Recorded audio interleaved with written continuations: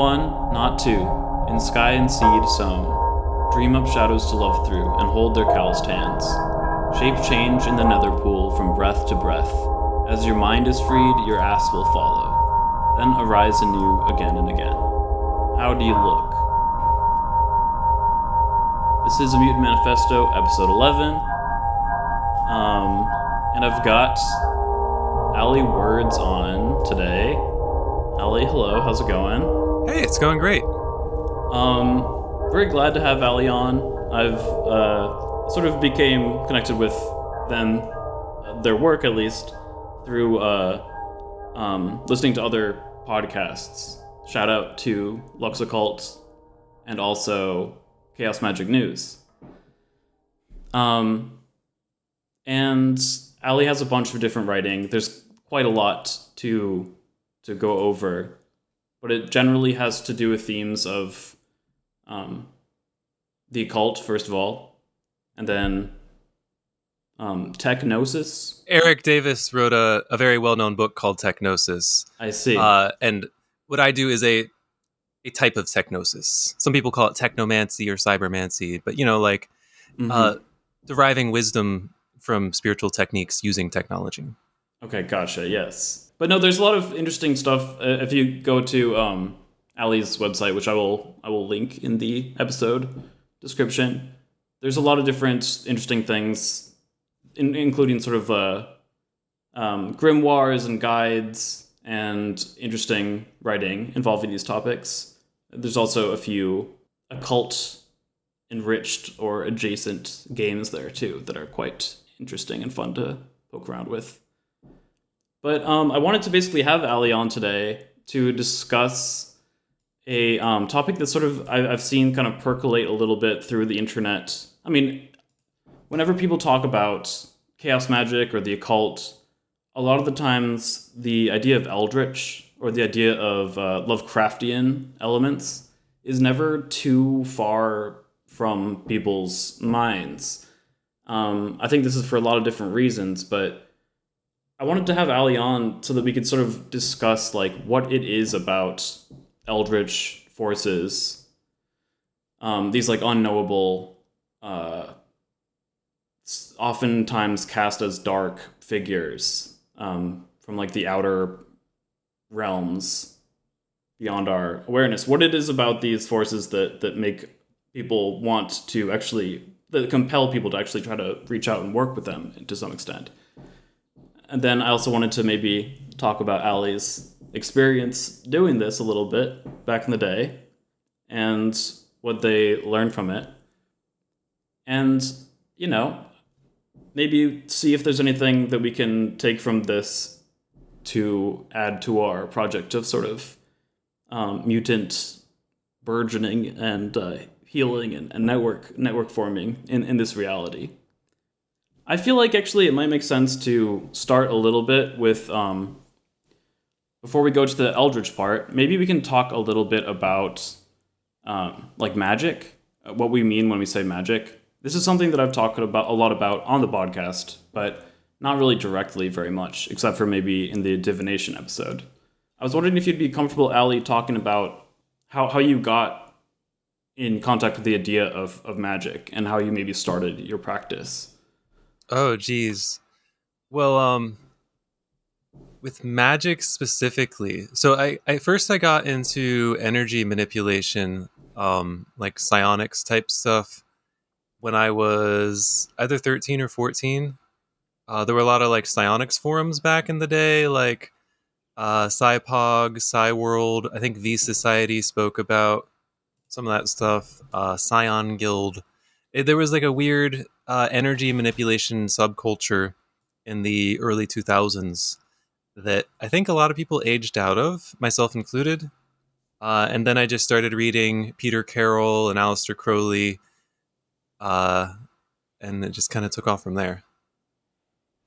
Interesting, yeah. I remember when I was around the same age, I had a similar sort of journey. I was like, trying to work with like Reiki and stuff, but I was also like searching all sorts of different.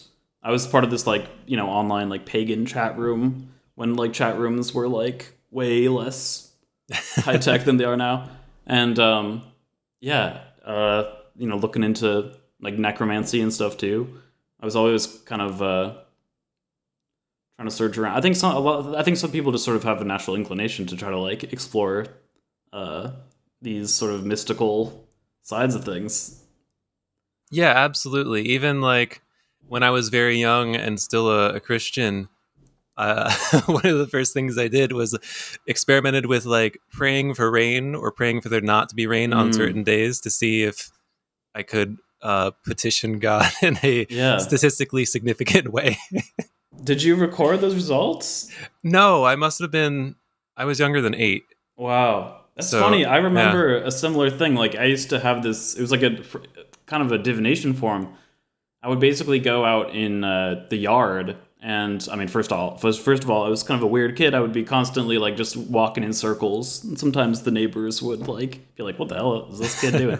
But I was just like, adventure. As a way to contemplate things. Just by walking around and around. But I started to do this thing where I would like ask the trees different questions, and like depending on if their branches nodded up and down or shook their head, side to side, that would be the kind of answer. Oh, like pendling. Exactly, yeah. But it was like connected to the wind and stuff. It's cool. Yeah. Um so yeah, I guess it was kind of a so what do we mean exactly when we say magic, this is going to be there's a lot of other podcasts and resources people can look up if they are interested in the basics of magic, but just for the people that aren't going to do that and are just sort of listening in without really exposure to this concept, do you have like an easy kind of way of Yeah. The way I like to explain it to people, whether they already do this kind of stuff or not, is I like to call it consciousness altering performance art.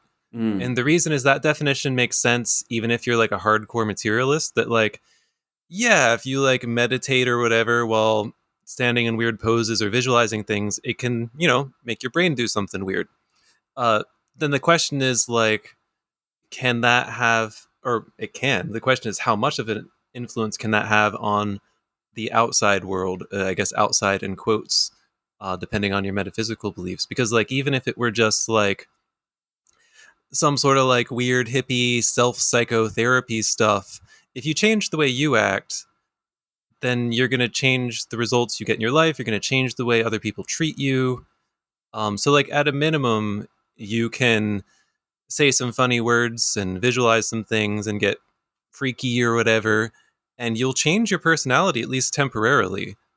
And then if you start bringing in all sorts of stranger explanations, maybe like chaos theory, it could cause stuff to happen that seems not immediately connected, like the butterfly effect. Um, or maybe there is some sort of weird spiritual realm that like somehow connects maybe not everything, a lot of things, or maybe everything is connected. I try not to like pin down any one explanation because as a chaot, I purposefully engage with what I refer to as magical fiction mm, in based on their pragmatic utility. So like if I temporarily choose to behave as if Cthulhu actually exists in some way, that can definitely affect you psychologically. And maybe, I mean, it can definitely can have external results. mm-hmm. Um, yeah, that's how I think about it. But I think Crowley said that magic was the art of conformity with will and results. I'm misquoting him Yeah, right there. yeah. But yeah, I think that it's interesting, coming at it from a when you do come at it, approach it from a sort of a skeptical perspective, even if you start to think like, okay, well, yeah, meditation and the way that you like transform your own mentality, those certainly have effects on the way that you navigate the world.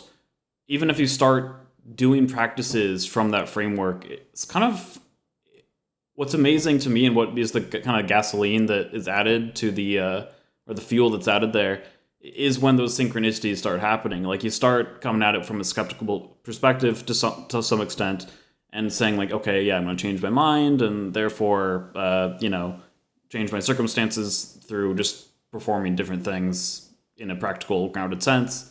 well, the more you, before you know it, like you'll be getting like a prophetic dream, or just like a bunch of things start lining up in ways that you're like, huh, that's really is kind of an added thing here. And that kind of brings you to more and more searching, I find. You know, I'm saying you. This doesn't always Yeah. happen to everybody. Yeah. And it doesn't always happen. Well, some people just are not really inclined to these things, I suppose. It's like I'm always kind of surprised when it goes beyond simply affecting my mentality and behavior, and it seems to be an external result, quote unquote. Yeah, when I purposely allow myself to be very skeptical sometimes to avoid totally going off the deep end. Yeah. And my very skeptical explanation is if you change, you kind of find what you're looking for, if that makes sense. I know you Mm-hmm. recently made your way through Prometheus Rising, and that's right near the beginning. There's an experiment where um, you start resolving to find quarters on the ground outside when you walk around. Maybe that doesn't work as well today because everyone's using credit cards. But if Yeah. you decide to start looking for something, you're going to be way more likely to find it. And if you can hypnotize yourself into being hyper aware of certain things that will improve your life, then right, you've kind of cast a spell on yourself. You've blessed yourself Mm-hmm. to identify these things, and now they're a part of your life. Yeah. And I will say, just from my own perspective, this is something that's been, because I've been playing around with these things since I was like, quite young. But I do find, and I think this is kind of always the case, like you do want to encourage yourself by starting small things that are going to be like, well, of course that's going to happen to me at some point, because then you kind of like reward that part of you that believes that it'll happen, the like faith. Yes. Yeah, I think that there's this, and that like really just comes and goes. It really does. It's almost like part of the structure of it, almost like breathing. Like you have more faith sometimes, then you kind of lose it sometimes too. I think, yeah, it's an interesting element of that. Like I'll be completely honest. Like I think that it ebbs and flows, but it's funny how when it waxes, when that faith waxes, so the results. But it's like which one comes first? I don't know. Yeah, you can't really discern it you can't pick it apart when you're in the moment because you've allowed yourself to believe something that isn't falsifiable. It could Hmm. be true, it might not be. And you are getting results that make sense with this thing you're believing that you can't prove. Right, Yeah, right. It's beyond rationality in many ways, exactly. even though it can be very much rationally seen in many cases as well. But that kind of brings me to the kind of second portion here of our discussion. A lot of so like we've sort of laid the groundwork, being like, okay, people can, like, atheists oftentimes do magical practices, or like people who don't really have like faith, quote unquote, or people who are very rationally minded, very science based, like a lot of scientific discoveries came hand in hand with occult, beliefs and actions and just habits, I suppose. But but then there is also this sort of like search for something almost maddening. There's kind of this search for something beyond the normal, beyond the mundane. So I think, and this is where the Eldritch thing comes in. So I wanted to just kind of sketch out, similarly as we did with Magick, like what do we mean when we say Eldritch? Man, that is a so it's interesting because I normally say the word Lovecraftian Mm-hmm. because that ties it into a specific body of work that a lot of people are familiar with. But I think Eldritch might even be the better term because to oversimplify Lovecraft, the way I see him is that he writes quote unquote horror stories. I mean, bad things happen in them, but they're always from the perspective of someone who is narrow minded and is afraid of the outside, everything that's different from them. Anyone who knows about Lovecraft knows how racist, xenophobic he is. I'm not endorsing that. In fact, what I'm saying is that the things that Lovecraft are afraid of you should probably have some amount of fear for them, but that we should be afraid of fire also. Like, you don't really want to stick your hands in a Hmm. campfire, but like, fire is incredibly useful, it's important. And likewise, the things that are not like us, the things that are very different from our way of perceiving and understanding the world, in line with your idea of mutation and evolution, a lot of the problems that Lovecraft protagonists have is that there are people mixing their bloodlines with things that are not like them, like fish Hmm. people or whatever, and that these are alien forces that have comprehension beyond what humans have.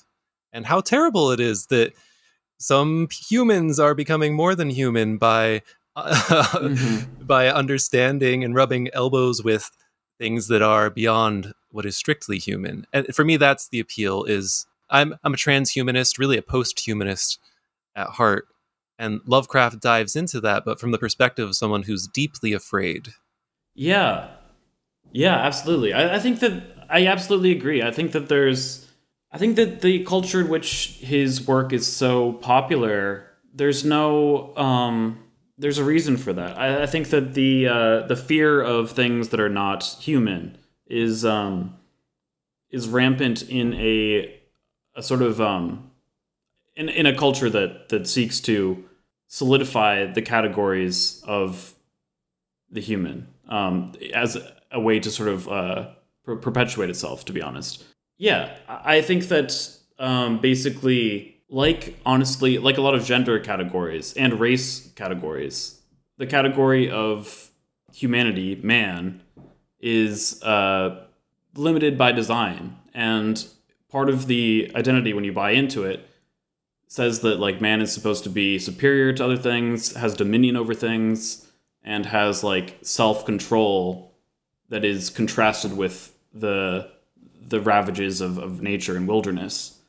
But just like how Lovecraft sees this terror in the stars and in the mind, I think that these there's other ways like Jeff Vandermeer, for example, and Mhm. I would say Donna Haraway as well with her recent work. A lot of people are also seeing the entanglements that we have with non-human entities as like essential to the human in the first place. So you can sort of like undo the limitedness of the human pretty much any direction you look at, whether it's within your gut biome, within your mind, within the like city structures and suburbs, and then also just within like ecosystems, let alone cosmically, you know. But it's interesting to think of the horror being something that exists only because one understands oneself so in such a limited way. Yeah. And you know what? I'm gonna play devil's advocate a lot. So first I'll advocate for the devil, and now I'll advocate for the people afraid of the devil. Yeah, yeah. But it is good to have those boundaries sometimes. Like the fact that humanity, people define themselves as human. Like if you have no boundaries about what is you and anything else, 100% of your life, you're gonna get walked all over. Animals are Hmm. gonna eat you. You're gonna die in the sun. Whatever. But we also need to understand that there are contexts in which it potentially is wise to step beyond at least some of those boundaries. Yeah, yeah. I think that's and then right. I mean, like the part that's I think that combined with like those two things combined are kind of what's hard to balance with this project in Hmm. general. I think because and I think that part of it though is that it can almost seem relieving. It's funny, like it can either be terrifying and terrible, or actually relieving and sort of therapeutic to sort of accept this alterity and just be like, oh, I'm like so other, I'm so different, and just to like lean into that and see what comes up. I think maybe because people are, yeah. I mean, I'm not even completely convinced that like the majority of people are totally um like I don't even know if it's like a hegemonic cultural thing anymore to like see yourself as. I guess it is. I guess it is to see yourself as human, but um, Maybe not for people who listen to a Mutant Manifesto. yeah, yeah. I don't know, but I guess I'm interested in like maybe where we there's kind of this desire for alterity that can sometimes be almost like um I mean, I don't want to say consuming or too much because I don't really Oh I no, it, don't it can. yeah. There are people that um the so uh I'm not gonna call out any specific like Lovecraftian occult authors, but like a common theme that you will hear when they're expressing like the danger of performing Lovecraftian magic is it is cathartic and it can become addictive. Mhm. And some of these things, uh, the things that are not like you, some of them are not healthy. Like, uh, not everything that is outside of you is something that you want inside of you, unless you have a very nuanced, uh, maybe spiritually advanced or whatever understanding of that, where you can Mhm. reconcile opposites with ease. But even then, there are some things that are better to dissolve than to just take into you wholesale. So a lot of people who do Lovecraftian magic that describe like the call in reference to the call of Cthulhu, and that can be powerful. But if you're spending too much time invoking squid gods, it isn't always good for you. Yeah, yeah. Yeah, I think that discernment is something that I'm definitely learning with my spiritual practice. And um yeah, I think that like I was talking to Ione actually, who was on the divination episode, about how I used to be like much more of a like spiritual, like slut kind of, just just like not to disparage that, but like not to disparage sluttiness or this practice necessarily, but just being so open to any kind of spiritual energy that you encounter, right? It's Mhm. like this the spirituality of just embracing whatever is around you. And actually that was quite interesting and generative for a while, but um, you know, if you have things that you want to, if you have a direction that you want to go in, that's okay too, and that's like, and once you do have a direction that you want to willfully stride in, that requires some weeding out, and it requires some saying no. It requires some, cultivation, in other words. Yeah, and even if you commit to that for a while, you don't have to stay in that one direction forever. Odds are, if you'll learn something by doing it if you're being sincere, and you realize, oh, I need to pivot at least a little bit. Absolutely. So all this is true, and yet there is still that call.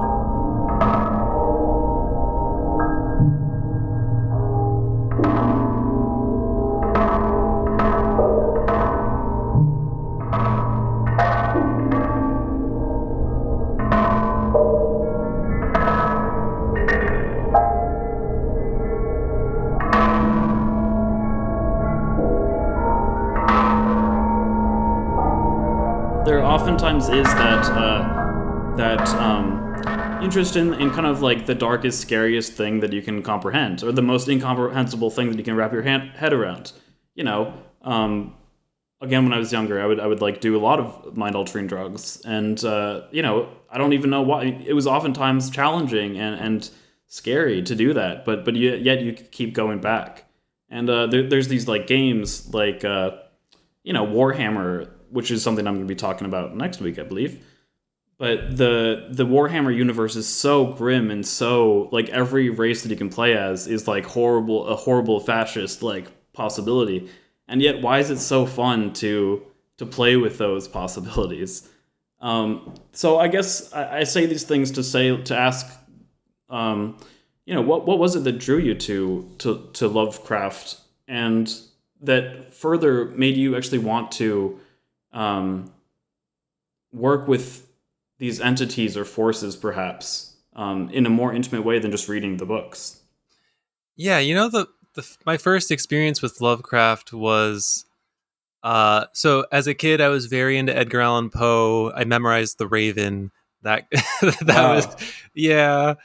Uh pretty sick. but my parents wouldn't let me read Lovecraft. Mm. So you know how the forbidden fruit is, I imagine. Yes. But they wouldn't let me read him because they were like, well, Edgar Allan Poe is a better writer than Lovecraft anyways, and Lovecraft is racist. You don't need to read that. Okay, And as fair. parents, I can understand that. But Mm-hmm. I read it at the library anyways, and it was interesting. It's not really like Poe. It's Lovecraft was he's not like the best writer ever, but he has a very striking style, and he writes about things that he tries to write about things that you can't write about, and Mm-hmm. that is what drew me in initially. And then later on, my own Lovecraftian workings. Uh, so I'm primarily like a high magic occultist, if that makes sense. Meaning, I don't normally do rituals that are intended to get you money or sex or fame or whatever. For me, it's Mm-hmm. primarily about, and the reason I don't do that is that in the past, when I've done those things and they work, the results don't necessarily last because you don't necessarily have the wisdom or the understanding or just like the material foundations in your life to make it sustainable. Hmm. So I primarily seek to use magic to attain what I refer to as wisdoms, plural, Mm. uh, that enable you to live the life that you actually want instead of just getting you an unfortunate insurance payout. Yes, That yes. hasn't happened to me because I'm perhaps overly cautious.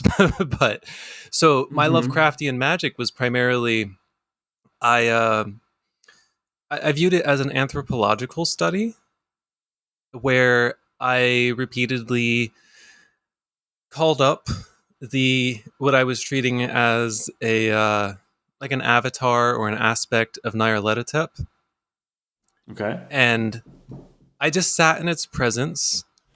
And my goal was to understand what it would be like to have a higher dimensional invertebrate mind. Uh, and that led to a lot of interesting things that don't really even involve anything. Well, I guess to me it's not scary. Maybe to someone Right, else. right. Yeah, it is. So I try to make a distinction between uh, a divine madness that I refer to as a sane madness and an Mm-hmm. insane madness. Sane referring to cleanliness, like being sanitary. Hmm. And all throughout the world, you'll find instances of like shamans or wizards or whatever you want to call them, the weird people who drive themselves or maybe are already a little bit crazy. And if they're crazy in a way that's not harmful, it's same. It could even be helpful, right? You have you maybe it makes you happy and productive and helps you heal other people at least emotionally. But it could also, it doesn't have to go that way. Some people get hospitalized or yeah. Yes, yes. That's another like example of this distinction that I think really matters in these contexts. And I wonder, if that actually has a lot of again pertinence to the projects that this podcast is trying to lay out that I've been kind of searching for. I really like that insane versus sane being about cleanliness. Yeah, cleanliness is interesting here. I'm also thinking about the like divine fear, this idea of fear and fire also being linked. Oftentimes, I feel that like fear can be a presence that you can sit in, and it's like an energizing and sort of awakening emotion that can, if you're able to sit with it in certain ways, be very like healing and sort of cathartic. It's that the burning away of things. And then also, there's a type of fear that can be a real pestilence, that can severely limit the way that you move through the world and the way that you want things in the first place. And, it can completely turn your life into an actual slow, miserable nightmare, too. Yeah. Yeah, I've seen it go both ways. I'm doing pretty well myself, but I've seen it go wrong. So Yes. yeah. And so, why did you choose Nyarlathotep specifically? Well, I guess initially it was just intuition, but in a practical sense, in the lore, Nyarlathotep is probably the closest to Hermes, which appeals to me. Hmm. It's the one that takes on a human form, typically of a black man. I think from Egypt is where he's associated with. Uh, and Nyarlathotep is not portrayed as good by Lovecraft by any means, but often they're ambiguous. Like they don't always fuck you over. Yeah, yeah. Am I allowed to curse on this podcast? Of course, yes. Okay. Um, Wait, okay. I hesitate to say this, but I feel like there's also this concept of like an other's god, like maybe not even from outside of the human, but maybe just outside of the race, like that might also be infusing yeah, this sort of phobic type of horror. that is a good point, and you'll find that throughout Lovecraft, like in the Call of Yeah. Cthulhu, like the really big evil thing that happens that gets the detective motivated is that there are uh some black and mixed people or Yeah. whatever in Louisiana or whatever, and they're having an orgy. It's real bad that they're Right, having right. sex. Those people. Yeah. Right, right, right. I just, I guess it's just something that I wanted to, I guess it just is worth Yes, but I will thinking also about, caution meditating. against like Orientalism or exoticizing Right, right. other cultures, and like the fact that it's different from you can motivate you, and it's good to like learn about how other people live and think and believe and feel. But you got to recognize that like they're still human, and you're probably projecting an illusion based on your limited Yes. understanding of what their experience is actually like. Right, And if right. you do that with fiction, like I'm not appropriating anyone, I guess, other than Lovecraft, if I use Nyarlathotep in the quote unquote wrong Right, way. right, right. Yeah, so there is an advantage to using fictional religion. That's a great point. This sort of alterity that you fictionalize, because like it's funny, like when you do project something onto, say, as an example, like the god of Islam, right, as opposed to the god that you were raised with, if you were raised in a Christian family, like, and you see some kind of manifestation of that god that is like awful in its like glorious, fearful way, as opposed to your like banal like every Sunday version of God, then it's like, oh, there's some kind of power there from your projection of it as other than yours. But yeah, I love the idea of like actually using a fictional um, way of doing that, so that you're not like in the process making all these assumptions about a group of people that are so that you are so that are just like normal people like you. Yeah, yeah. Yes. So this Hermes figure, but perhaps like a someone who's an entity that's able to mediate between the human experience and the experience of these kind of godlike. You said invertebrate. What was the categorization you used? I use invertebrate consciousness as a metaphor for a lot of things. It's also in my first Right. book. It's really interesting if you, even just from a strictly scientific perspective, to read about the difference between just like the structure of animals with spinal columns, where everything's like linear and in order, and then like in insects, for instance, they're like a lot of different like mini brains that are throughout their body. So like the mouth operates basically independently of the legs and the eyes, right? So it's like there are many different brains that are semi-separate entities. Like if you just stick a, so something that grasshoppers do sometimes, uh, and I guess they can't project how much comprehension or incomprehension they have, but like sometimes a grasshopper's leg will get pulled off or something, or like there are videos, and it'll eat it if it ends up near its mouth, because the Mm. mouth, it just goes, there's something there, so it eats. Or like I've seen videos of, I think it was a wasp that like its head got stuck on anything, so like the legs and wings started moving to pull away, and the head Mm. popped off, Mm-hmm. and then the legs just like grabbed its own head and started trying to walk. And like this head, I mean, I guess this Wow. is horrifying from the perspective of a chordate of someone with like a spinal column. Right. But uh, if you have a much smarter invertebrate like an octopus, like Mm-hmm. the deep sea things, they're still strange. Like their tentacles each have, like in an octopus, maybe not in every species, but in the ones I know about, each tentacle has like a separate mini brain, and they operate like semi independently. but like the big brain in the middle that isn't that much bigger than the tentacle brains, uh, like it somehow integrates it all, but in a non-linear way. Whereas like for me, like if I touch the table right now, the nerve impulses go up my arm right into like the central column of my spine and into my Mm-hmm. brain, as opposed to like being like a multi-core processor where everything is going at once. Totally. Yeah, so there's something about invertebrate consciousness, this kind of distributed, Hmm. multi-headedness, essentially. Yes. It's interesting how, and this certainly is something that comes up a lot in Lovecraftian horror, Eldritch horror, the tentacle, Hmm.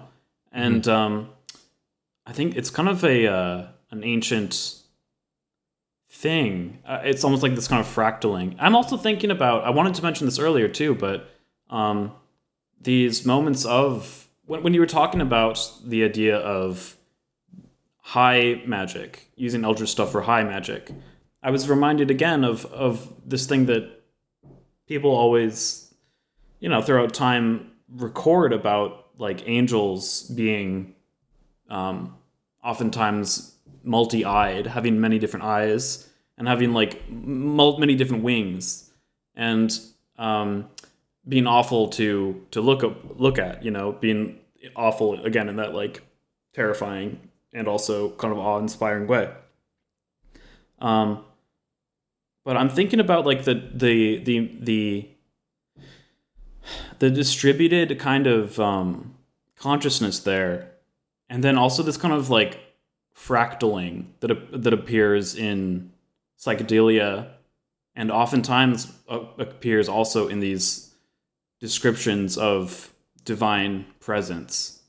Yeah, I can't cite any studies for you, but there are a lot of studies showing that if you do brain scans of people that are on psychedelics, um, they're not necessarily like thinking utilizing their brain more or to a larger degree, but it's more like evenly distributed across the brain. Evolutionarily speaking, and I'm sure biologists will like scoff if they hear me say this, but there's a sense in which chordates, the animals with spinal columns like us, that have that more linear kind of thing going on, it's kind of like an invertebrate. I mean, the invertebrates came first, kind of got squashed into like a linear path. And psychedelics, at least within your head, it kind of like evens that out a little bit. I'm not saying it makes you think exactly like an invertebrate would or anything, Mm, but there are definitely parallels. So like if you take psychedelics, your hemispheres operate more like evenly. Like there's a mm. more even distribution of blood glucose consumption in your brain when you're on psychedelics, as opposed to when you're not. It tends to be more focused on like probably like the word part of my brain or whatever is like using up more glucose right now Mm. because I'm talking. I see. I see. So this kind of distribution, this like this more even distribution, Yeah. essentially. I like to imagine that it brings us a little bit closer to like the way ancient brains worked a little bit. Ancient being Ah, not even human, but like, deep sea before spinal yeah. cords That's developed. that's kind of where I was going with this a little bit in my own mind. I think also like yeah, the eldritch nature of like biological relation. Honestly, it's yet another way that the human, or that any individual is can be seen bifurcated into like anything else. But I like to think about like deep ancestors a lot in these contexts. People talk about ancestor work, like reaching out to your relatives and your bloodline to see if there's anything meaningful to take from that. And I think that in addition to human ones, you can also go like ancient, and it's interesting to think about those early beings that um, we have kinship with in that Yeah, deep way. definitely. Yeah. I think people give too much emphasis to like their great grandparents or Mm-hmm. whatever when if you go back even further, there's like the very most ancient life is kind of what ties us all together. Right. And I'm also thinking about how, like in the Greek pantheon, for example, there were titans that predated the gods and oftentimes Mm. gave rise to the gods. And I sometimes think of the titans as being these sort of, maybe representing these sort of like pre-human beings, and these pre-human forces, these proto-human forces that the gods then sort of are a domesticated face of these things, or a ones that are more aligned with the interests of a like a citizen um, in a culture. Yeah, I really wish we had access to like the religion and culture of Paleolithic humans because it Hmm. the even ignoring that there was just a very long period of like oral history and culture that didn't get written down, and then before that, right, there's before even orality, like what was it like, what did they do there are artifacts that we have that people archaeologists tend to interpret as having some sort of ritual significance, Mm. but we don't even know what their language was like. Yeah, yeah, yeah, totally. It's also fun to speculate about cultures, perhaps underwater ones, that don't leave traces. Like maybe we had, like actually, there's lots of speculative fiction to be made about. Perhaps there were quite intelligent octopus-like beings that truly did have culture, and perhaps I mean this is a question that also remains to date. Like, you know, to what extent are the songs of whales like complex, almost maybe even mythic things? To what extent do non-human beings even like have sorts of uh, faith? And had their own gods, perhaps. Yeah, there was actually a really good book about this. I think it was called well, the discipline is called xenolinguistics, Hmm. and then I think there are here it is, xenolinguistics. The editor is Douglas A. Vacock, and he talks about these things in the context of people trying to decipher. Like I remember he wrote about prairie dog language, and they even have like affixes, like prefixes and suffixes to like based on like different kinds of calls to warn about like different kinds of humans. Like they Mm-hmm. remembered like this one guy had a gun that he shot once and never brought again. Or there's evidence, speaking of underwater life, that various cetaceans like dolphins and whales, killer whales, the different pods do have culture. They have different Yeah. ways of greeting each other, and you can right. I don't know. I wish we could No, decipher it totally. better. I do Yeah. hope that AI is gonna maybe grant us some degree of interspecies Yeah. communication. I mean, yeah, I think there's already projects that are underway on that, trying to use large language models to interpret between um, human and non-human languages. Yeah, a Um, little bit. It's just in its infancy. Yes, yes. And I wonder, yeah, I mean, these are things that I think that like maybe might actually change the nature of how we understand linguistics as well, which is kind of interesting. You think about there's a lot of like movies about extraterrestrial. I'm thinking about the movie Arrival and the book Arrival, right? Yeah, those are good. Where we have this sort of like visit from these alien beings that ends up radically changing, and like a linguist like studies to try to like learn their language, and in so doing actually learns wisdoms about like time, right? About like um Yeah, that's the kind of magic I would want to do. Obviously, it's yeah. fictionalized, and like I'm not really experiencing like all time at once or whatever. But that's a good fictional depiction of what I would want from reasonably healthy Lovecraftian magic, because like it actually, in a sentimental way, it helps her have a better appreciation for the important things and the hurtful things and the beautiful things in her life in a way that's profoundly other, but it helps her, it improves her.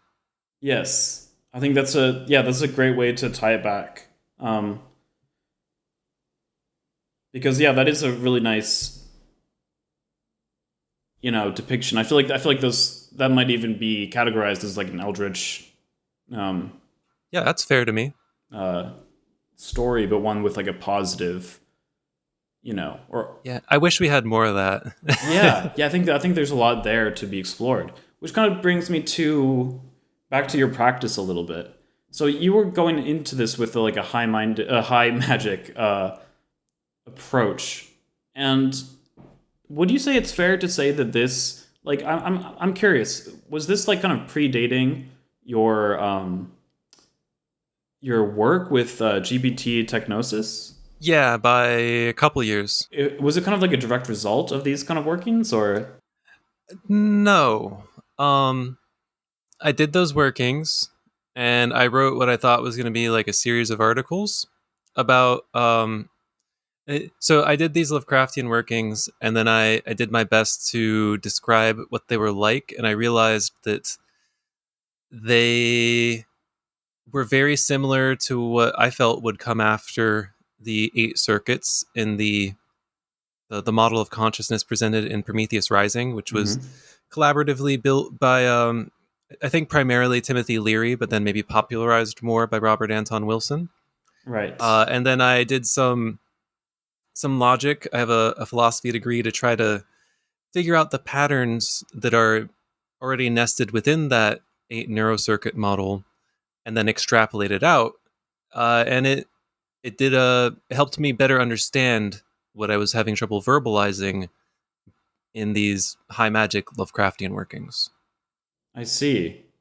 Yeah, I think that the challenge with uh, moments like this, revelations like this, tends to be bringing it back in a decipherable way, like to the like communicating it. Yeah, like uh, bringing the what many would see as ineffable into a understanding that can be passed along. Yeah, that's the hope, is to move between rationality and non-rationality and to make it back again better than you were before. Yeah, yeah. I wonder if, in lieu of, I do recommend doing what I've done, which is read Prometheus Rising, swiftly followed by Geist Rising, by Ali. It was quite an incredible experience for me. I think it really, uh, it continued the project of Prometheus Rising, but in a way that felt a lot more honestly vibrant and tangible. I think that Prometheus Rising has a couple, assumptions and long-windedness about various topics that you're like, okay, what are you saying about left-handed people? Like what? Like, but that are ultimately just probably a little bit dated. Yeah, but actually that's built into the assumption is one of the core premises of Prometheus Rising is Hmm. that the map is not the territory. He harps on that a Yes, lot, and that you should move beyond your models. It's only conditional belief. They're not actually like, this is not reality. It's your verbal description of reality that hopefully helps you. absolutely, absolutely. So I think it's good that he has like some dated material in there. Because it kind of like forces you to be like, okay, well, let's move beyond it then. Let's like Yeah, alter it. Let's like bring it to date or bring it to your context. Um, yeah, I love that. And but so I wonder if like perhaps I do recommend doing that journey of like reading Prometheus Rising and Geist Rising, but that's quite a lot of information to go through. I was wondering if yeah, if perhaps, and I would actually love to discuss a couple items that come up in Geist Rising. of course, I yeah, wonder if though this might be a good time to discuss this idea of evocation sure. first a little bit. I just think it's a quite an interesting term, and I think it kind of helps bring forth some of these interesting questions about like trans individuality almost. Yeah. So uh, so Geist Rising is the third book in the series that I'll soon be publishing the 10th book in, and the sixth book in the series is called Invo, Evocation, and the Seigsprill Working. Seigsprill is a word in a. I created an open source grammar for constructed languages that we don't need to go into like incredible detail about, but I use it for ritual work, and for me, it's beneficial, and it's very easy to modify to whatever beliefs you have.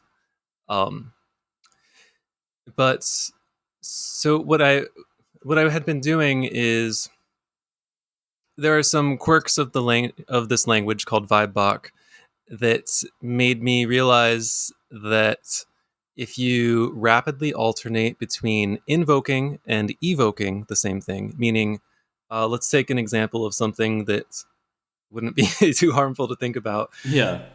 Let's say that what would you want to invoke? We're not going to actually do it right now, Yeah. but what might you want to Let's invoke? say I don't know. Let's say like Athena, right? Like Okay. goddess of yeah.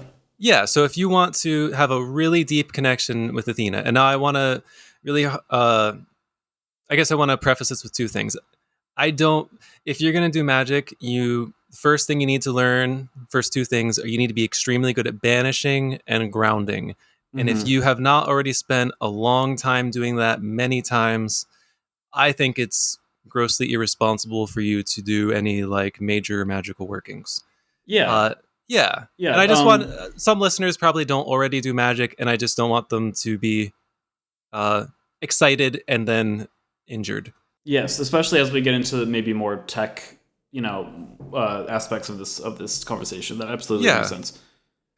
So invocation would be like you call Athena into yourself, you become Athena, you start thinking and feeling and moving and acting and seeing and tasting and everything the way, at least the way you think Athena would.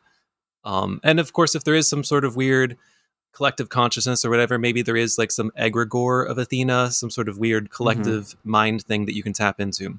And then evocation would be there's this aspect of Athena within your mind already, and you send it out of yourself. If you're really good at it, or maybe you're on drugs that help you. If for anyone, I don't specifically recommend drugs, but if you are going to use drugs in ritual contexts, I think low dose is much better. Mm-hmm. Um, you send it out of you, and maybe if you're really good at it, you might even see it visually. More likely, you'll feel a presence there. Um, you can get, it's possible to hallucinate even without drugs, right? And they can be meaningful hallucinations, even if there isn't some supreme alternate reality. I apologize for putting too much like normal person speak in here. I just don't want to alienate listeners. No, I think that But that's. I think we're bridging the two types of listeners very. I think that you're doing a good job okay, of cool. those in there. So yeah, so the next step was, well, what if I invoke something and then immediately evoke it, and then invoke it again, and just keep doing that faster and faster? Hmm. And it definitely gets weird. You 100% should not do that with anything that you don't think is safe, that you don't want a ton of in your life, because what you're doing is you're building a really powerful connection with whatever that thing is. So like people often, maybe not often, but it's more common to like evoke something like the Goetia, a category of demons that might be a little dangerous or tricky or whatever, because you don't really want that inside of you, right? But Right. maybe it has some utility. So like don't do this with anything that you don't think is very safe and that you definitely need more of in your life. Likewise, if you already have a lot of Athena in your life, maybe don't. You can have too much of anything. Mm-hmm. But if you do that fast enough, you get into a weird state where it's like you're doing both at the same time. Like you are simultaneously Athena, you're you are inside of Athena. Athena is around you. Athena is inside of you. Athena is in front of you, behind you, to the left, right, above, and below. Um, because of the way my constructed language Vibebach works, I use a form of suburban animism for a bunch of different reasons. For me, it tends to create the sense of being in an intelligent landscape, but also being that intelligent landscape at the same Mm-hmm. time. So that's what I mean by invocation. And I think I coined that exact term, and I have not found other people writing about evocation prior to publishing it. But actually, I did.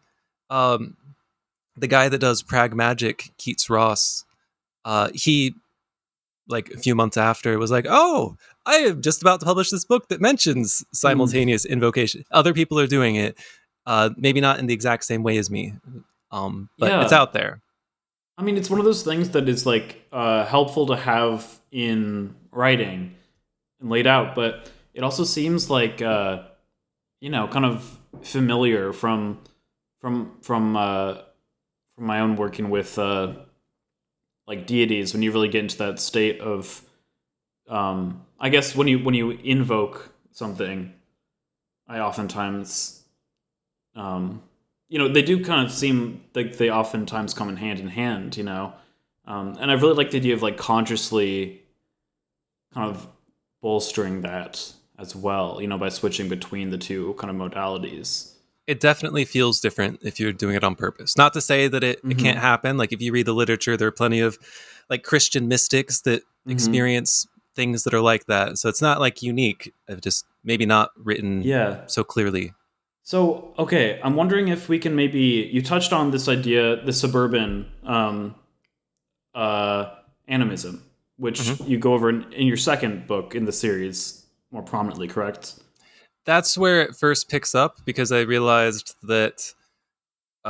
So I wanted to be able. So I write occult books, but I don't want to occult anything. I don't want to hide Mm. anything that can be Mm-hmm. communicated in language. Yes.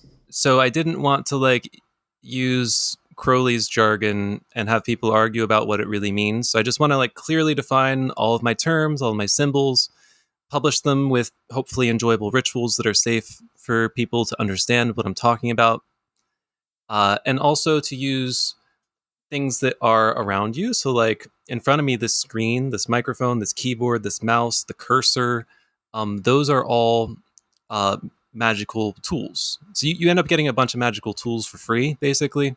Mm-hmm. And because the imagery is very neutral, it's not aggressive, but it's not like overly happy either. That makes it pretty flexible in terms of like if you want to go into a really deep practice with Lovecraftian magic, odds are it's gonna end up being difficult, trying, harsh, maybe. Whereas if you Yeah. do that with like Side refers to sidewalks and sprinklers. So Mm. sidewalks and sprinklers, you can have ecstatic visions of sidewalks and sprinklers without it being too stressful. I see. So it's a way of kind of churning, like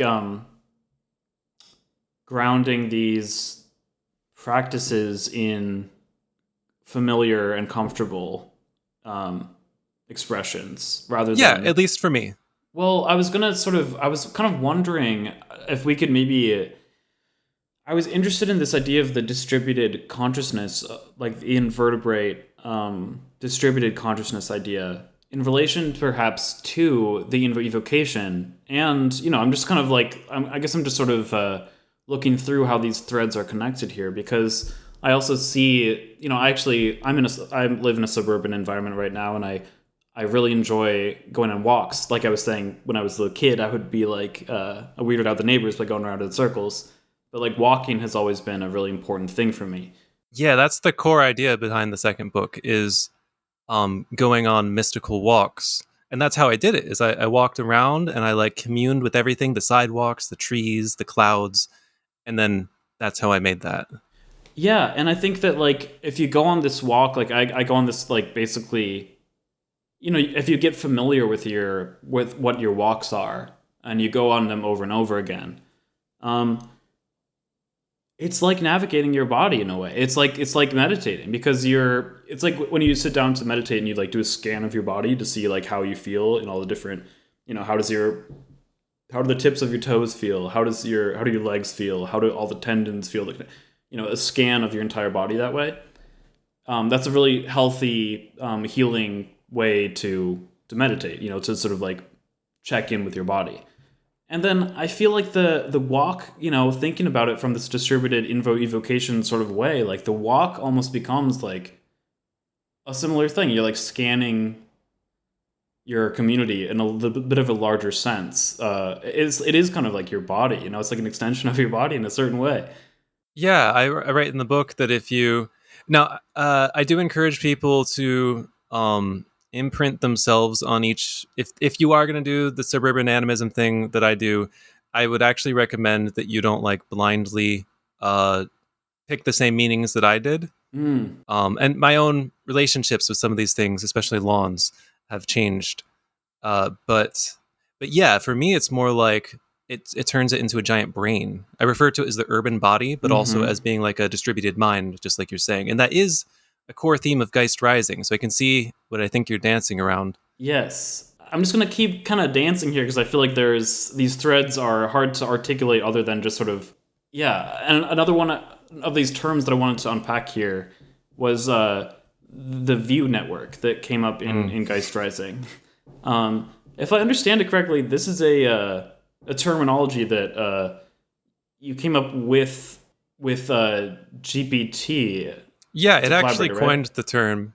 To be specific, I was using AI Dungeon in the first book. And yeah, it came up with the idea of view networks to talk about the kinds of things that I was guiding it to talk about. Yeah, so AI Dungeon, I don't think it exists anymore. In the really early days, before there were even like AI image gen in the way that we think of it today, and before the public could access GPT-3, there was a platform that was running GPT-3 for the public, specifically to like freeform generate like text adventure game stuff, like a dungeon master, like D&D stuff, but run by AI, and it was okay for that.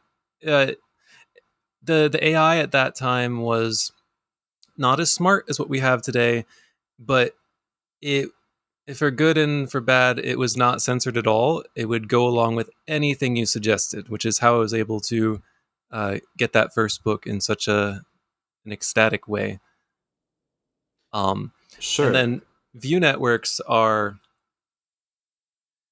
the idea is that if you have multiple consciousnesses that are interacting with each other in, I guess, appropriate ways, the correct ways for this to happen, you end up producing something resembling a distributed mind, a group mind, based on the interactions of those views, those perspectives.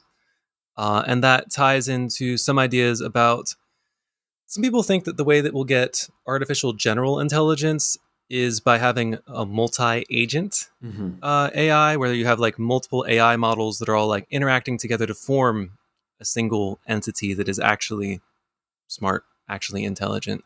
Not unlike the way that our minds work, where we have different centers in our brain that they interact with each other, they perform different sorts of processes, and a lot of them are running basically all of the time. Yeah. Um, yeah. And Yeah. that also, is parallel to the invertebrate consciousness. We have like all these Hmm. like distributed brains. And then if you project that onto the world, like the mystical walks we were talking about, ecosystems, or of course, like all the people that are in a given area, or all the plants that are in an area, they're connected by like the mycelial network. And there are many ways that if you choose to view them that way, it may or may not be literally true. Science is great these days, but there's still a lot it doesn't know. If you choose to think of these things in this way, you can create the experience of these distributed fractal minds that interpenetrate the entire universe, including yourself, but also far out and far in. Yes. And okay, so first of all, I love the idea, of this sort of collective thinking together with you know, uh, with whatever cohort. I'm not with different cohorts essentially. This collaborative thinking, which I guess is the way that thought and meaning kind of works in the first place. But so I kind of wanted to go further. So we have these different concepts, this distributed mind, this idea of viewed networks, like you can take multiple minds and work with them, sort of like string figure with them almost. And then like going, and then you can fractal that out and in. I found it really interesting. I was wondering if you would be interested in discussing this part of the Geist Rising towards the end of it, where you sketch out this practice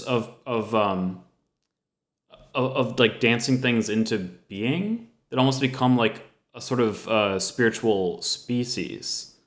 Yeah, I think I call it like an ecosystem servitor or a species servitor in various Yeah. places. So I use a lot of dance in my practice. In part because if you've been listening, you can probably recognize I'm a very like wordy type of person. So it is definitely helpful for me to have embodied practices also to help balance things out. Hmm. Um, so one of the things that I do, and I haven't been doing this like in the last 6 months, but it can be extremely powerful to work this way. Is you can so you can make like a servitor or a thought form, which is a an energetic or maybe mental or imaginal um or like a tulpa type of thing, imaginal entity. Maybe it's just like a partitioned part of your own mind that like you allow it to operate semi-independently. I don't know. But you can, if you dance in a way that you associate effectively with the intent of this thought form, of this servitor, you can kind of anchor that servitor to the way that you were dancing. And then if you're a really good meditator, you can maintain the sensation of the dancing even after you stop dancing. I suspect that there are many listeners that can imagine, maybe not even visually. Some people are better at visualizing. Some people have like a good tactile imagination, right? I'm not trying to limit people to one sense, but you can probably imagine multiple dancers, some people, just dancing in your head. So, what if you do this symbolic dance that anchors your servitor, and then you keep that mentally running, and then you go over and you dance another servitor with a connected or related or maybe even identical intent, and you keep doing that until you run out of brain power. And if you don't falter, you'll end up with a number of these servitors just like dancing in your ritual space or in your mind. You don't actually have to physically dance if you're good at like astral projection type stuff. And then once you've done as many of them as you can maintain at once, you mentally merge them into a single being. And then you can do it again. And you can keep going for as long as you feel like. Yeah. But the more you do it, the way magic works in general, in my opinion, is basically the more emotional strength, the more intent, the more will, the more time and energy you put into it, the more powerful it becomes. And if you keep going, you end up with like an ecosystem of servitors that are all joined into one. Yeah. Um, would you allow me to quote from the last page of Geist Yeah, Rising? you can quote anything. It says, if you have done this well, the species servitor that you have danced into being will have surprisingly nuanced patterns of behavior. If it is not self destructive, it will seek to continue its pattern. It will seek to create another species, so they may merge and continue expanding their consciousness. Unquote.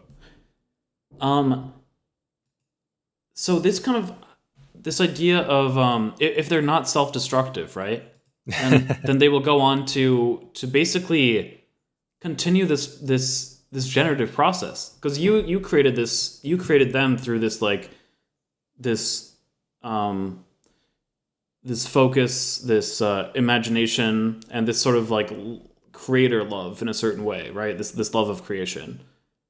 And if they are again not self-destructive, if they're the right type, kind of, if they have the right sort of orientation, then this energy, passes on, and the unfolding of generation of like perhaps a certain interesting form of life continues, like you know so like this smaller ecosystem then gives rise to more smaller ecosystems, and perhaps like more like certain ways, perhaps more self-aware entities that are maybe prone themselves to doing a similar kind of ritual. um I just think it's really interesting to think about that, and then think about the individual like you doing that ritual, and what sort of evocation that is when you think about a larger being, right? That perhaps danced you into into existence. Yeah, that's you've basically summarized not everything I had in mind with like the last page, but yeah, pretty much the idea. And we haven't talked about post linguistics, but a key the last section is called like dancing your prism sentence, which hmm I don't want to overload people with jargon, Right. but the idea is that both you but also humanity are these post linguistic utterances, the kinds of that reality is the language that these eldritch beings would speak if they exist. Yes. Yes. And yeah, I think that that kind of actually that was like one of the most that really helped me actually think about high magic. That last that conclusion of that working, because the working goes through quite a few different permutations. And I mean the the guide through the basically 9 through 12th circuits of consciousness that Ali sketches out in Geist Rising. It's very evocative of all sorts of different sort of it kind of takes you on a journey. But this conclusion of it really had me thinking and like about this idea of high magic. I guess I guess in my own life, there have been a couple of these material possessions that I've acquired somewhat through like in magical workings, and they do come with monkey's paws all the time. They do come with okay, now you have this thing. But I found that a lot of the times, like maybe a higher self, quote unquote, is blocking certain types of results. Um, and then you later then realize that it was for a very good reason. Like even if you do care about that material possession, it would have made a lot more sense to get it after this thing happened, or or not at all, or maybe it was actually a different kind of desire that you were trying to express with those rituals. But it's interesting to me, this idea of blocking success. Maybe there's a higher version of myself that is like, interfering with the results of certain types of magic because it has more wisdom than I do. Um, so I guess what I'm trying to say is that combined with this idea of discernment, I guess this idea of being part of a great chain, of if you're aligned with it and wanting to benefit it, then the greater chain will want you there, and you will be able to give rise to it. But if you are destructive to those around you or yourself, then kind of by nature you won't be able to create larger chains in that way. Uh, does that make sense? Yeah, it does. I guess I'll spell out a little bit more of the ending is I was definitely alluding to climate change at the end of the Ah, book. yeah, yeah, yeah, right. No, I was And yeah, go yes. ahead. Okay, okay. So I had this. I was sitting there and I was, I was kind of like, I was kind of going on my own kind of magical journey along with this this text, which Ali says isn't necessarily the way that one has to do it. But I was doing that, and at the end there, I like sat with that a little bit, and I was thinking about these concepts, and I was thinking about the time scale of the universe that Prometheus Rising also discusses. If this is a day, if all of existence so far has been on Earth has been a day, like life has only been around for what, like a couple minutes maybe, and like technological, like humanity has only been around for like a fraction of a second or something. And Yeah, crazy. to think about this the speed of ecological change in that context had me thinking about fire again, like the fire of Prometheus, but or the fear, the divine fear that is also a fire. But if it's like in a lantern in a way that can guide you, you just throw it on the ground and like all of a sudden it can definitely lead to a forest fire. Or like if you're reading by the light of a candle, your book can be caught, in flames, and it just like I just think that principle of this Prometheus thing, that principle of light and energy, is very much a question that we're facing right now. You know, as a species. Yeah, we got plenty of fire. I just hope the people with power and more money than I have Yeah, yeah, can hold their lanterns wisely. yeah. Right, right. I guess I'm curious about the practicality, essentially. Like what were your essentially results of that first kind of eldritch workings that you did, and how do you see the practical, essentially, effects of doing these things now? Huh. Well, so I say huh because I've done. I'm about to publish the 10th book, and really I Yeah. have like there's a tiny book on the mystical use of eighth dimensional chess that is like supplemental material to Geist Rising. Because I practiced eight dimensional chess, which is way easier than it sounds to play. Being good at it obviously is beyond me, but either way, it greatly improves your visualization skills to try, Mm. even just to try. But so the practical results of the Lovecraftian magic that led to this stuff was these understandings, and then an overly demanding Lovecraftian entity that I had to banish. Okay. And that's a big part of why. But you know what? Um, I did benefit a lot from even so I used Lovecraftian magic for shadow working, which for some listeners that might not know is like basically dealing with your trauma in a hippie way. And I'm trans, I'm non-binary, I'm gender fluid, and I definitely had a fair amount of loathing and Mm. dysphoria. I'm doing pretty well these days, but and as a non-binary person, a trans person, there's a there is a sense of body horror for me. Not anymore, Absolutely. but being horrified with what you are and what you're becoming on a Absolutely. physical level, and that definitely has parallels with some aspects of Lovecraft. So it did help me to work through that. But practically speaking, it the kinds of things we've been talking about, these understandings or wisdoms, they really kind of just like set a foundation for me to build on, to really help me like get a big picture, zoomed out scale understanding, and not perfect understanding, but like a conception from which to build uh, many other things. Um, and I guess right now, what I'm most interested in is like integrating the entire perceptual field.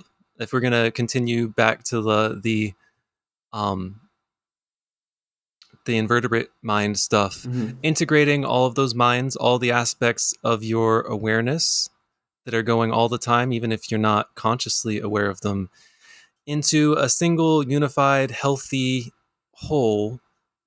Just you know just to live a happy healthy life with a loving partner, reasonably good relationship with my family, Mm. a job that is, I feel, ethical. I get to spend most of my day helping people. I don't discuss what my job is. Um, and yeah, that's what I want, and to help other people. I don't necessarily think people should do exactly the same rituals. Obviously, they've been helpful for me, but everyone's different, right?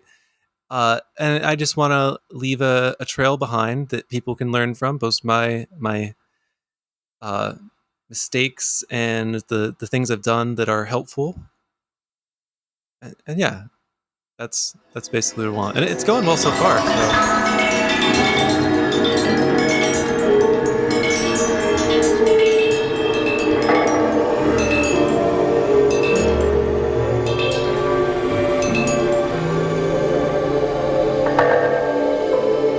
So I what do you do. want for magic, if That's I a may ask? that's a great question.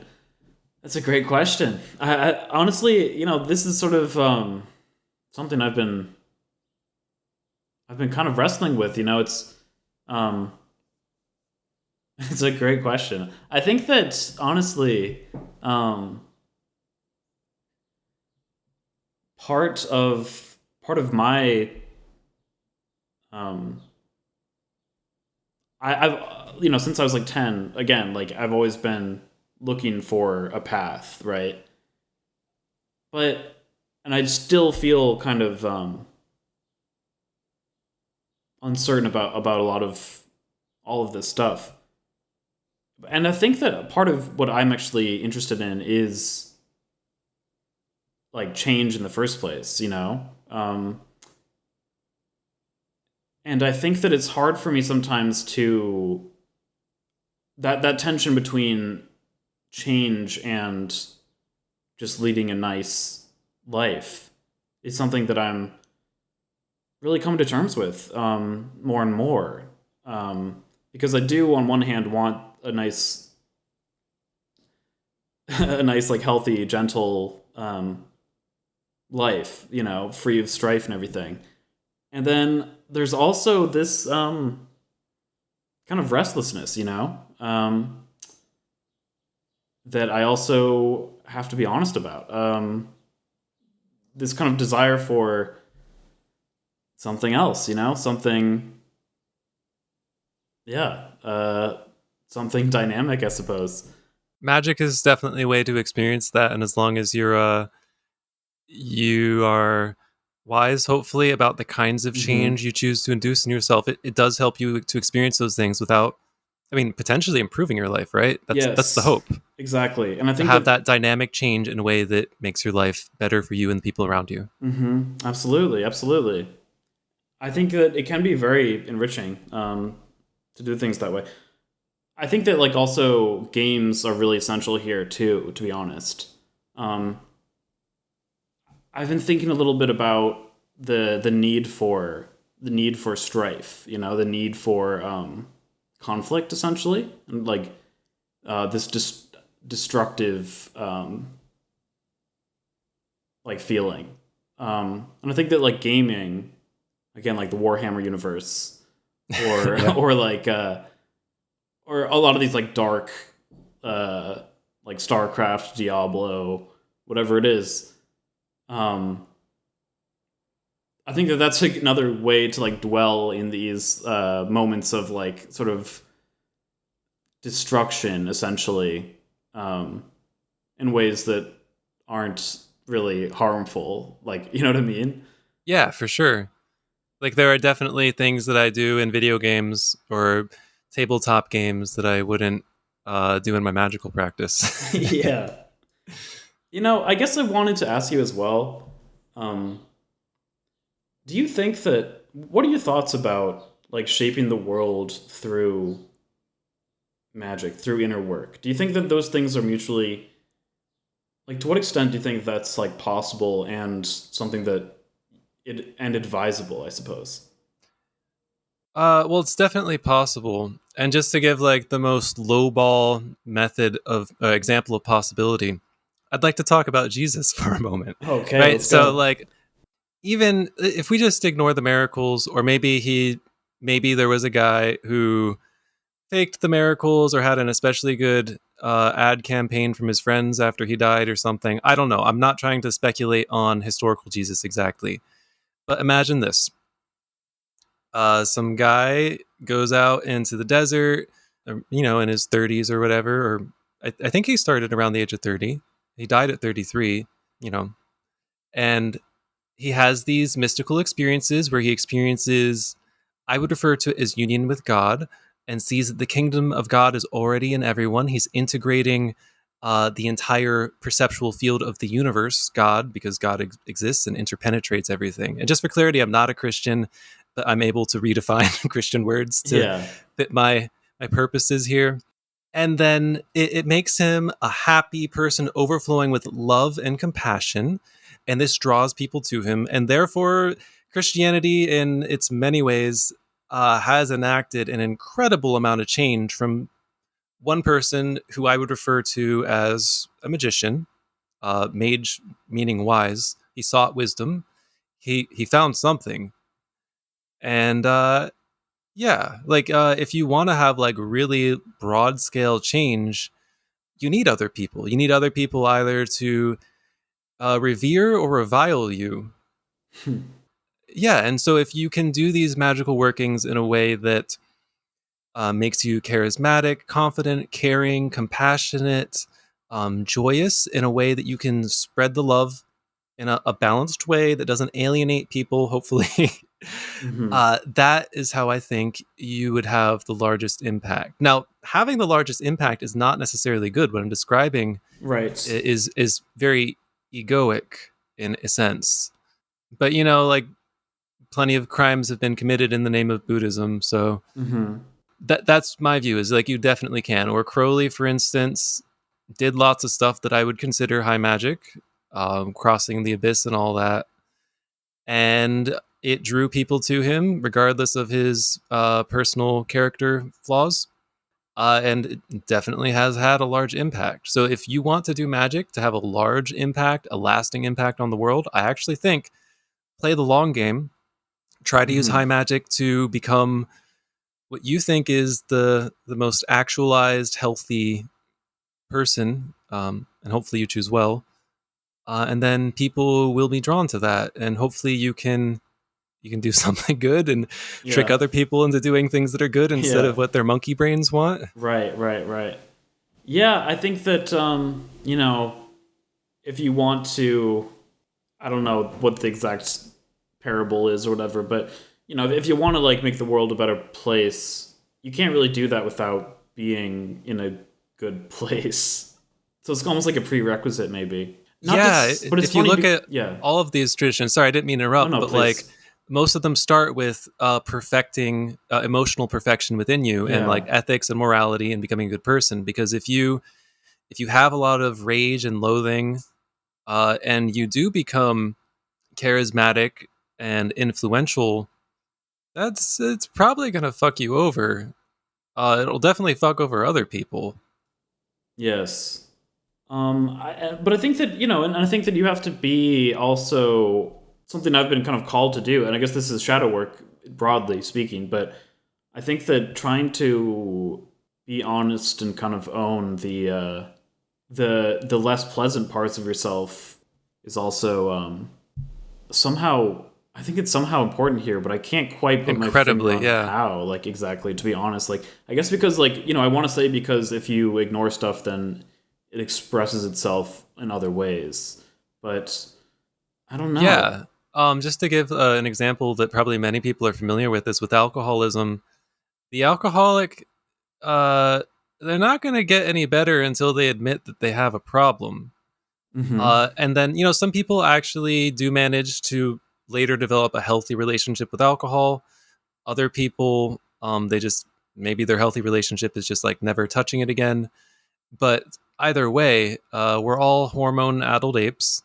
We all got stuff inside of us that is not so great. But there are ways to notice and be aware of that. You can't necessarily remove it entirely without like cutting out part of your brain or something, but you can change your relationship with it. And that's the to oversimplify, that's the great work in a little bit, in terms of alchemy, in that you have to transmute lead into gold. And I skipped a million steps there, and that's not Mm-hmm. like the whole great work or whatever for people that are very knowledgeable in listening. But yeah, lead into gold. Lead being like a really heavy metal. It's cheap, it's malleable, but if you turn it into gold, which never corrodes, it's bright and lustrous like the sun. It's metaphor, but yeah, you gotta find your shit before you can turn it into manure. Mm-hmm. Plant some seeds, and hopefully you tend your garden well. Absolutely. Another part of Geist Rising that I had some questions about was when it's around page like 53 is when it starts. And this is basically the protagonist who is, nominally you, quote unquote, is meditating at an intersection right after discussing this circuit that navigates between consonance and dissonance. between kind of like connection of all things and um, bifurcation of all things, essentially. Um, and there's this sort of this demon entity that you come into contact with, and it is such an interesting dialogue between both the you of the story, and then at some point the someone named Ali starts to emerge as like a named entity. Yeah, I didn't want to force demonic contact on readers. Ah. Uh, so I do use the name alley, but alleys are in between things. They're between buildings, right? So I wanted to depict. I'm not saying so. The demon is named Abyss in there, and I don't Mm-hmm. necessarily claim that it's precisely the same thing as the Abyss would be in Thelema. But there are similarities there, and there's a certain aspect of if you fully embody consonance and dissonance and you start to understand it, you do have to lose all contact with your. I heard you use the term higher self. I think Mm-hmm. there's a period of time where you have to like let go of that and be without the guidance of all of that because you've dissolved, and I guess you can either fall back down and hopefully glide gracefully into a spot that doesn't hurt too much, or you can choose to persevere until the end and push through, and then regain uh, a new a new relationship with what I'm calling your higher self right now. I'm not a Mm-hmm. Thelemite, but I'm very influenced by it, if that makes sense for people listening who know about Thelema. Mm-hmm. I apologize for redefining terms, and hopefully, such people can see that. Yeah, this is an early book in the series, and I hadn't made enough of my own jargon at that time to avoid borrowing Yeah. from very powerful and useful traditions. But okay, so this is it was a really interesting moment to me. Sort of themes that come up in this discussion with this demon. Essentially, it's like it sifts through the pages of your history, all the different, all of you, all of your history, all of your memories, all of other people's impressions of you, and it's like quote looking for something. And then it's asking you to complete, like, you can't stop now, like you have to complete the ritual, like you have to keep going. But then this section is very much rife with like uncertainty and sort of hesitation. And I feel like as the dialogue goes on, quote, like, the demon is looking at your ritual, it is coming to the conclusion that this is not the type of thing that it can do. Yeah. It's getting angry and plotting ways to destroy the evolution of this kind of consciousness. And then says like the demon considers harming itself, and then it's considering releasing itself. And then it like tears itself to shreds in order to protect you. And then Well, I wouldn't necessarily say in order to protect me, but mm, perhaps. Well, there are many interpretations, and I don't necessarily. I'm still young. I'm 32. I will probably have different interpretations of this later. yeah, But yeah, the demon, the way I was conceiving of the demon at the time of writing, can't really exist in the way that it does if you continue along these paths, because you do dissolve, and this demon is kind of like it's not 100% accurate to say it's like your lower self, but it relates to your very human and material way of existing in the world. And that demon, if you identify with that aspect of yourself, it limits you. And the only way to move on from that is to tear yourself to shreds, to distribute yourself throughout the universe and realize mm. that you already have this distributed mind, that you're already a part of it. I don't want to, I'm trying to avoid using words from other traditions right now. Yeah. But yeah, so you, it can't move on. And if you allow yourself to be tied to that, you fall back down, or you keep going, you ritually tear yourself to shreds to be born anew as something other. Yeah, I really just found it quite compelling. The depiction of this demon, and then there's sort of a like a generosity with empathizing with this demon's subjectivity as well. Yeah, It it's goes important. on to say that like the demon is afraid that it is real. The demon is afraid that it can't exist. It's like scared that you're gonna get rid of it. So like it starts to be pitiable in a a real sense of like you're actually empathizing.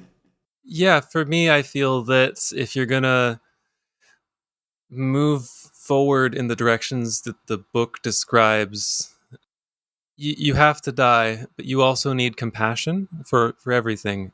And if you don't have that compassion, compassion being sort of like care for suffering in others, but also yourself, because if you keep going, as we've been talking about all this distributed mind stuff, you eventually come to a like a non-identification with your normal human self, which is connected to the idea of this demon. The demon on its own can't do it. You have to go past that. And part of you will be afraid to enter the other, to move beyond, to contact eldritch beings. I'm not saying all those things are wise, but if you're going to keep going, you have to acknowledge that fear. You need to have compassion for where that fear comes from so that you can move beyond it in a way that doesn't just create more fear. Absolutely. And I'm thinking about, as also a trans person, I'm thinking about like a fear of becoming that also can plague us in our physical form as well, And I think that the this is another example of how like you do have to, you are getting beyond the form in a certain way, the individual form, but at the same time, like embodiment itself can be a gateway, and in fact is a gateway to this as well sometimes. Yes, the universe is embodied. Right, the universe is embodied, and so like a trans acceptance and becoming, can be kind of related to this compassionate unfolding of the universe and transforming that, like those many times in the mirror that I spent, as a child, just like questioning the horror of embodiment.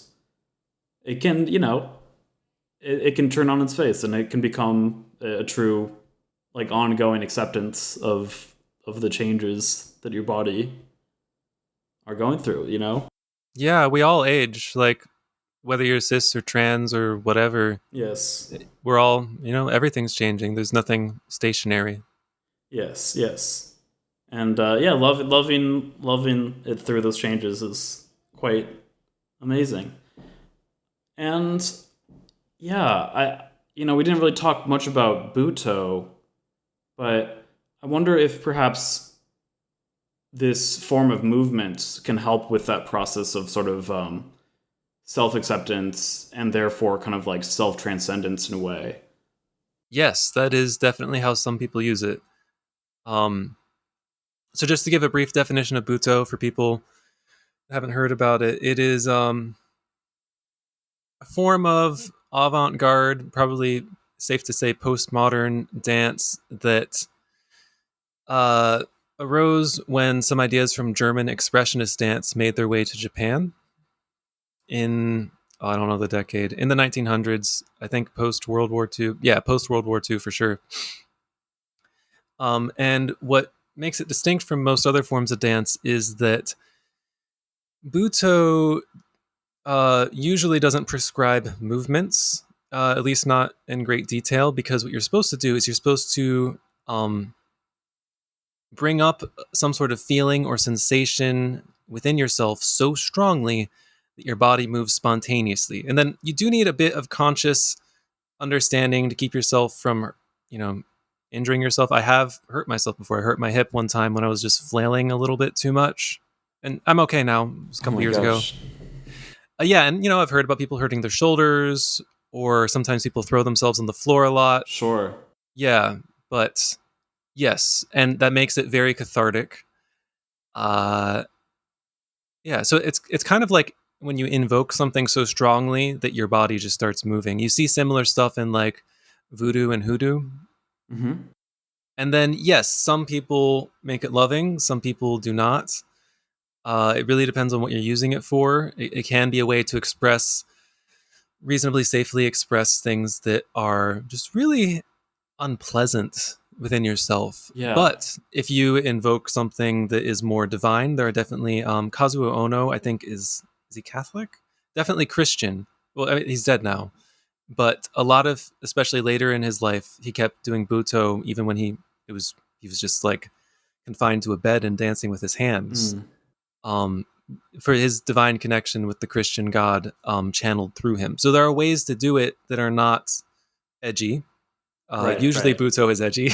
Yeah. And yeah, it's good for strong experiences. Yeah. I think it's just another example. I haven't really done Buto necessarily, but oftentimes when I'm doing any kind of like magical meditation, I do start to move, and sometimes leaning into those movements can really enhance the experience. Yeah, if you lean all the way, then you're basically doing Buto. I see. I see. It's definitely something I want to do more of, just because again, it's like this embodiment being part of the spell, being part of the thought, being part of the experience. Um, just something I wanted to highlight there as well.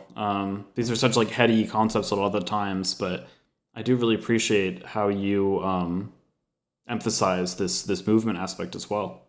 Yeah, what I really try to do, and what is the project of the books, the second book, the fourth book, the fifth book, and so on, is there's also, we didn't even mention, I did one of these books. The fourth book is a tabletop role playing game grimoire. Yes. And the idea is that like if you do, the second book has a lot of like walking, and it's structured as a choose your own adventure book for like exploration and wandering. And then you can use Buto to really embody it in like via dance, and you can use Flower Mist to do it sort of like acting. Acting has a very long history associated with religion and magic. And then Vibok brings it into language, and then there's an ecstatic meditation technique connected to that.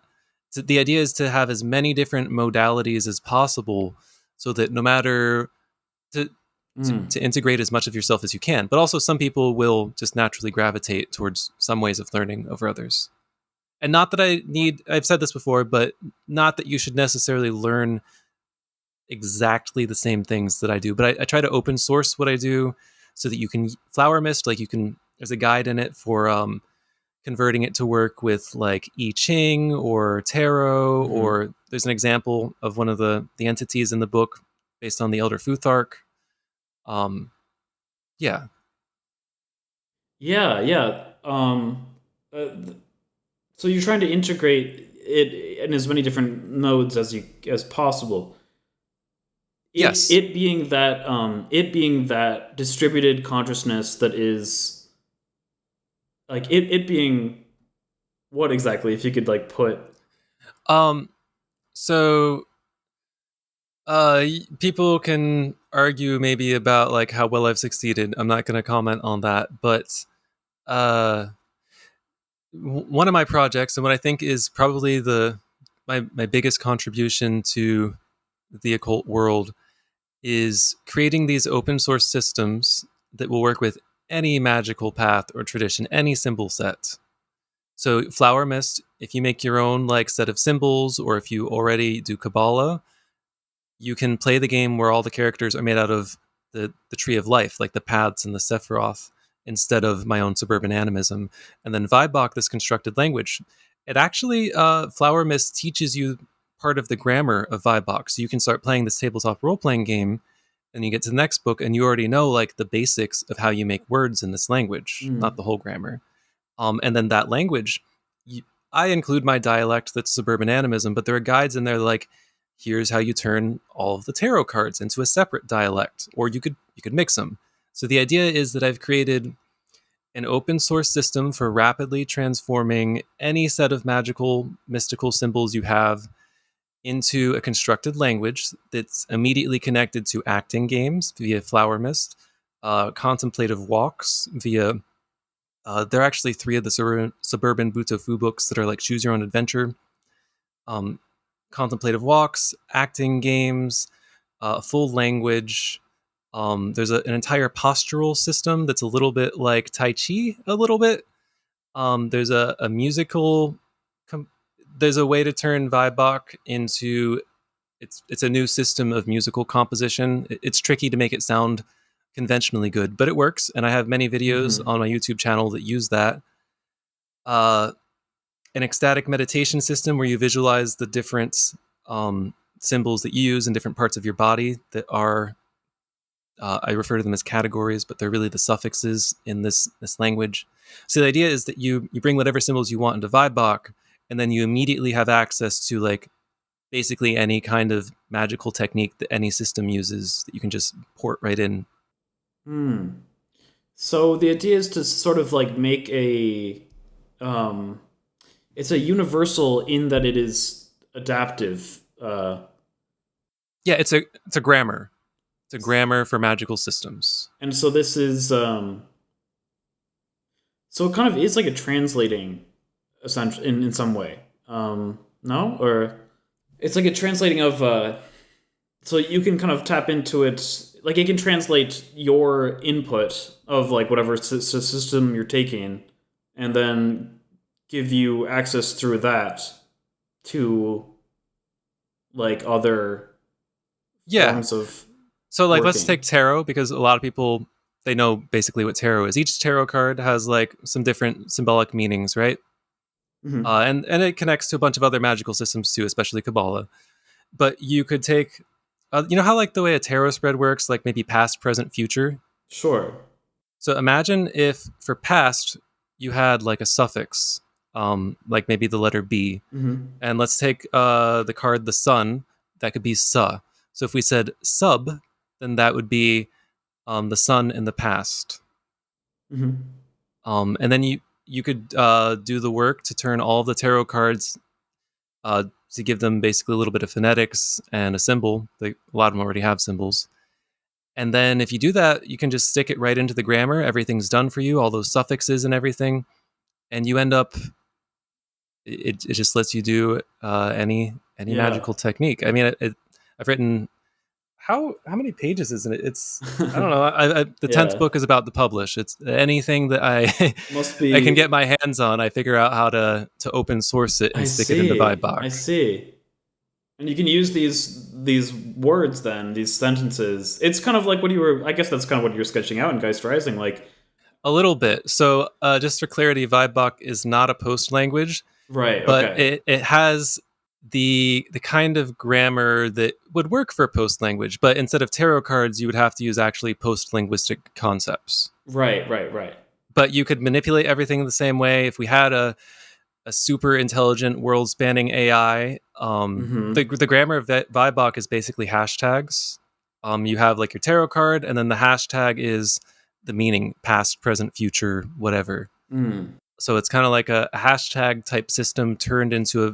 I think it's a fairly simple language to learn. Just depends on how many of these symbols you want in your dialect of it. Mm-hmm. Um, I feel like I might be missing something, but yeah, that's the premise. Oh, and what I thought maybe falsely that you were saying is then you can use it to speak. I've written. I refer to them as codices. They're kind of like they look a little bit like alchemical scrolls or Egyptian temple walls in this language. Mm-hmm. That are like the is that the eighth book? Well, the book is called Ari Shiv, and yeah, it's the eighth book in the series. It's a genre of hyper sigil written in Vibebach. Um, I that see.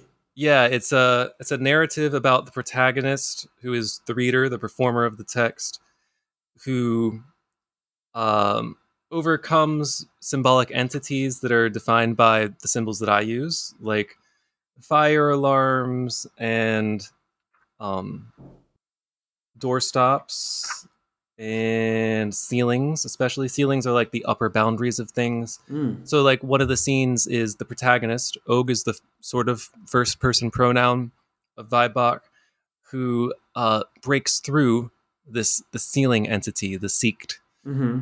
And then eventually they gain access to. Uh, I'll leave it to people's interpretation, but the object of their desire at the end. And I think what's in there is wholesome. If you people have at least one person who actually is not an occultist is interesting. Has learned Vibok well enough to like read the text and understand what it's saying in English. Ah. But yeah, but if you've actually like ritualistically imprinted yourself on all of these root words because like you're actually like Mm-hmm. doing rituals with your Mm-hmm. tarot cards or whatever, then the act of reading it and performing it and visualizing it in your body, it turns it into like a long form. I refer to it as a mystery play, Got it.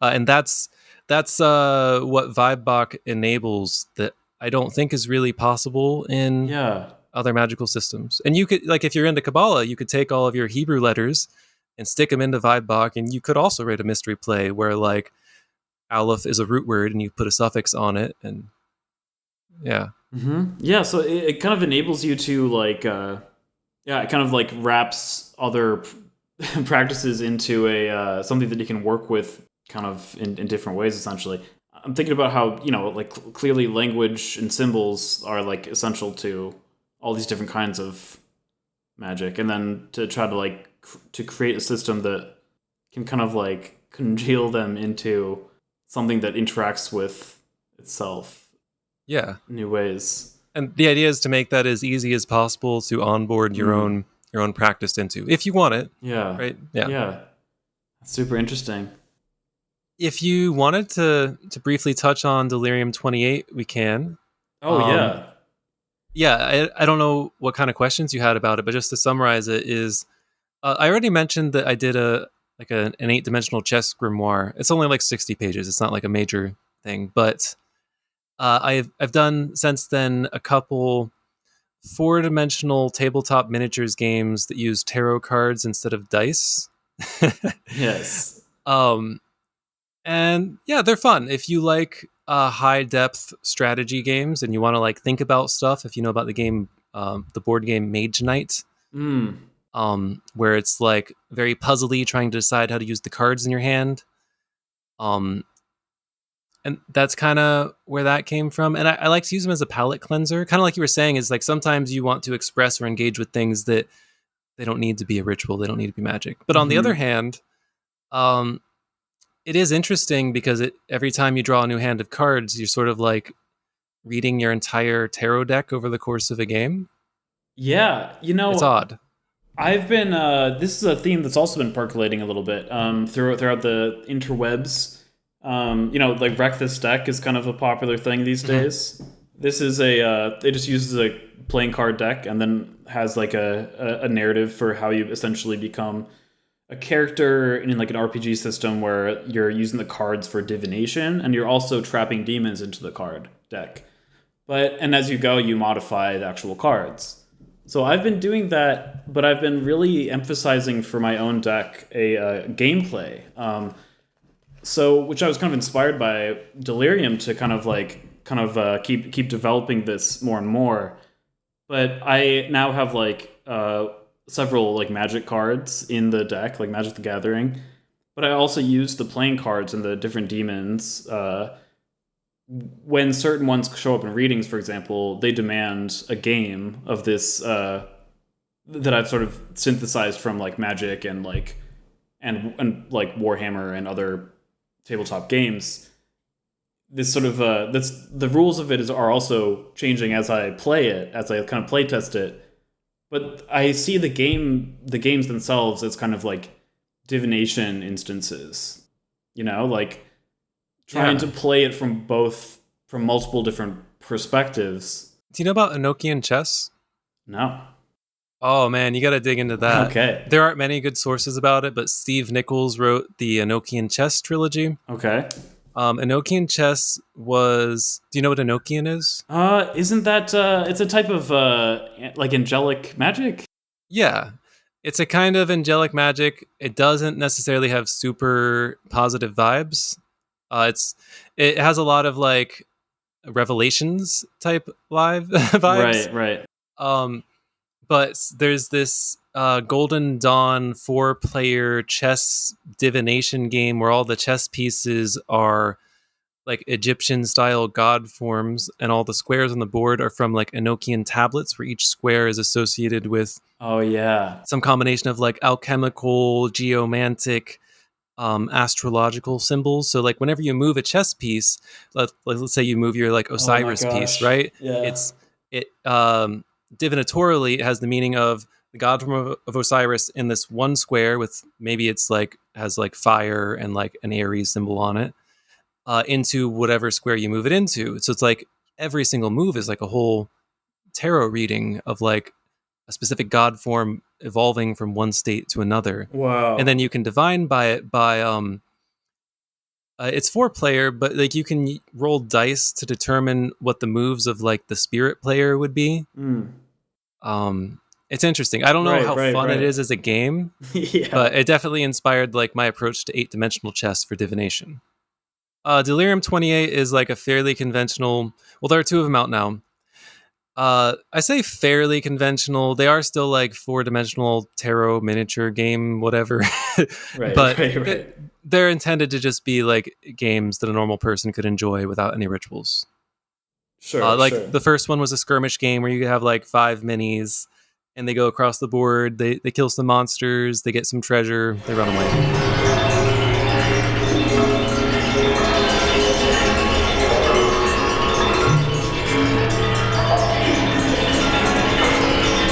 I've got there's alleywords.itch.io that has the Yeah, that link has, tree.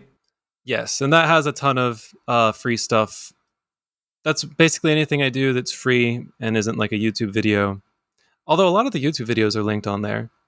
Yeah. Yeah, And gotcha. I will definitely be kind of delving more through this series. I think as time goes on, I really appreciate the work that's gone into creating the system. Also, Ali, thank you for discussing all these things. I appreciate you being vulnerable and forthcoming with your own experiences, getting into these quite kind of expansive realms. You know. thank you. Yeah, I just hope that it helps people more than it confuses them. Yeah. I think that if anyone is still confused, I think looking through any of these references will kind of illuminate the discussion more and more. You know. I hope so. And I'm open to answering questions as long as you don't treat me like a mentor or a guru, and you're not trying to start a cult. You can feel free to contact me on social media, or my email address is alleyfaintwords@gmail.com, and I'm happy to do my best to explain things that are in the books. Um, yeah.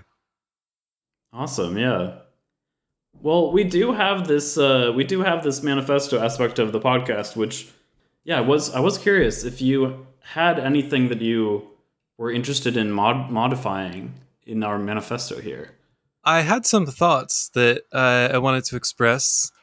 Mm-hmm. So are you? It kind of reminded me of. Do you know what koans are? I feel like you must. No, I don't think so. Koans? Oh, like what's the sound of one hand clapping? Oh, okay. Yes. Right. These things that are these like logic kind of paradoxes, essentially. Yeah. There's a. I'm not an expert on them. There are many of them. Not all of them are paradoxes, but they're like a lot of them are. They're like they originate in like I think Chan Buddhism has some. I'm not sure if they call them koans in China, but Chan and Zen are very similar types of Buddhism. And often they are paradoxical, but sometimes they're just like weird or symbolic conversations that Buddhist monks had. Mm-hmm. And there's a category of them that refer to something called your original face, which is, in my interpretation, maybe sort of like the non-dual reception of the entire perceptual field. That's like your Mm. original face. That's what's behind your experience, and on which your your limited conception of who you are is like a mask covering. Mm-hmm. That and the how do you look part that made me think of that. But then in terms of it being a manifesto, part of what I think makes a good manifesto is having a really strong call to action, usually at the beginning, Mm-hmm. because you want to get people fired up, right? But then the question is, what exactly, what do you want to get people fired up to do? Yes, precisely. I mean, these are really the that is really the heart of the question here. Because I mean, just to reiterate for people who are maybe newer to the podcast, like it kind of all started with this question of like how do you find a stable sense of what is right? In a constantly changing world, and in the context where you yourself are always changing as well, and you're open to change. How do you square this alterity and this will and acceptance of change with a kind of discipline, Yeah, that's tricky. I don't want to write your own call to action for you, but I do love the idea that the manifesto itself mutates. Yes, yes. I was just going to offer the word become. Like, I feel like you could almost just shout the word like become, become, become. Ooh, I love that. Um, the tricky part is knowing what to become, but we don't really have much choice besides becoming anyways. Yeah. So, Well, I think the original face thing is pretty interesting as well, because it is a manifesto, and I do like that. I mean, we could put that in, like maybe even just 3 of them or something. But then I'm also interested in maybe if there is something about this like how do you look thing, because we added that at the end of the last episode, where it's both like how do you perceive the world, and also how do you look, how do you look to the world, how do you appear, and also how do you look at the world, yes. and so I wonder if because also I was thinking about like the grimoire in the guise of a RPG system, like I really like these forms. I think it's interesting, these and like for most of its life, this manifesto has been like very much like a poem. It's been like 3 lines that don't really make sense. So I think it'll probably be taking different kind of forms as it goes.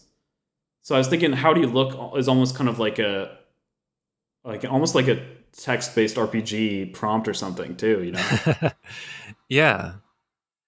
Well, I feel like it would be against the core charge of this manifesto to tell people how to perceive and how to be perceived, right? It's true. So maybe we could just bring in other senses, like how do you feel, Mm. or how do you think? How are you thought? Are you thought? What if it's like I, how do you move? so I like how do you move, but the word move doesn't have Yeah. that same kind of Yeah. multiplicity to it. It's true. It's true. I think feel works because you can feel something, but then also like emotionally, how do you feel? Mm. Yeah. Yeah, I don't know. It could be like, how's that feel? How's that feel? I don't know. No, that's good. That's good because it still has like the same kind of. Oh, it's interesting though because it changes. Hmm. So you kind of implies personhood. Normally, you would Right, only say right, you, right. but that doesn't, Yeah, right, right, and that maybe pulls in more of the mutation and the becoming other. right. How do you look? How does that feel? Right, I don't right, know. right. Like, how That's does something that to form play with. feel? Yeah. Right. hmm But also, you are the that. Yeah, right. Yeah. And I think it also kind of fits with our conversation a little bit too, just about the kind of seeing the embodiment as like a character essentially, like in this network. Yeah, for sure. Okay, well, I love it. If you're down, Yeah, that sounds good. should we still? Do you like the become part? I think it's good. I won't be bothered if someone like edits it or deletes it later, For but sure. it's simple and it's Yeah. exciting. It sounds like a battle cry Yeah, I to just like think shout become. yes. This is becoming more of something that I would like maybe hand out in a pamphlet. Um. Yeah. Anything else you wanted to get out of the way in the podcast? No, I think that's good. There's more than enough stuff, and people can find me by Googling or whatever. Absolutely. Okay, I'm just gonna read this manifesto one more time to close this out. Thank you everyone for listening. I really appreciate it. Yeah, Ali, thank you very much again for being on. It's been great talking to you. Yeah, it's been great. Become, become, become. No one, not two. In sky and seed sown. Dream up shadows to love through and hold their calloused hands. Shape change in the nether pool from breath to breath. As your mind is freed, your ass will follow. Then arise anew again and again. How do you look? How's that feel?